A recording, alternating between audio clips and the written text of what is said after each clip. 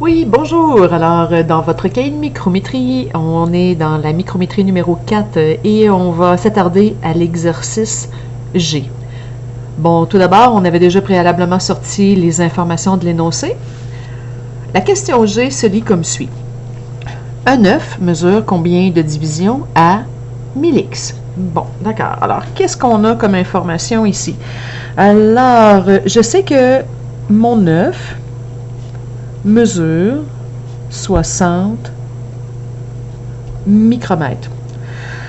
Et la question, à 1000x, je veux savoir l'œuf mesure combien de divisions. Bon, moi ici, avec cette question-là, la première chose que je me demanderais, c'est est-ce que je sais l'information que vaut une division à 1000x? En fait, je voudrais demander quelle est la calibration. Si je regarde mes informations qu'on a déjà sorties préalablement, évidemment, on n'a pas cette info-là. Par contre, j'ai la calibration à un autre grossissement. Ça signifie que je suis en mesure de le mesurer. Alors ça implique, on va réutiliser la formule. Donc, les informations connues, c'est ma calibration, l'information de la calibration à 400. Donc, je vais faire 400x fois 3 micromètres. Et l'inconnu, c'est, je cherche la calibration à 1000x. Et si vous faites le calcul, ça vous donne 1,2 micromètres. Et ça, 1,2 km, 1,2 micromètres, c'est votre calibration à 1000x.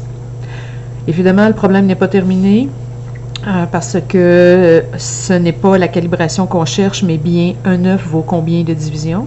Alors là, je vais sortir les informations que j'ai à 1000x, c'est-à-dire, maintenant, je sais qu'une division vaut 1,2 micromètres et on sait que l'œuf mesure 60 micromètres, quel que soit le grossissement. Donc, je vais mettre les informations dans les mêmes colonnes. Alors, je vais venir mettre 60 micromètres à 1000. Je veux savoir, ça vaut combien de divisions.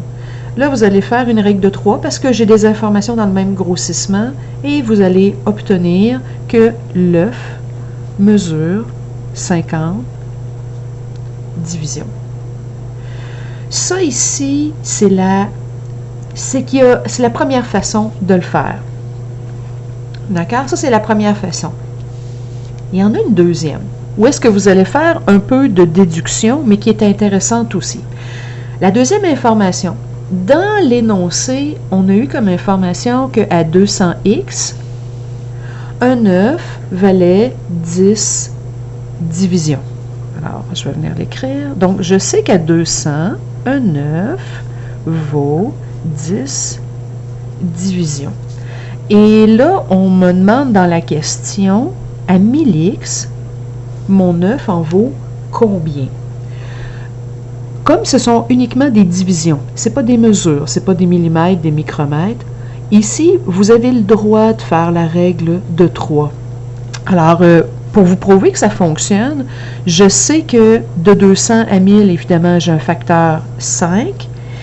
Et pour passer de 200 à 1000, mon image, ça va être, j'ai un grossissement qui est 5 fois plus gros.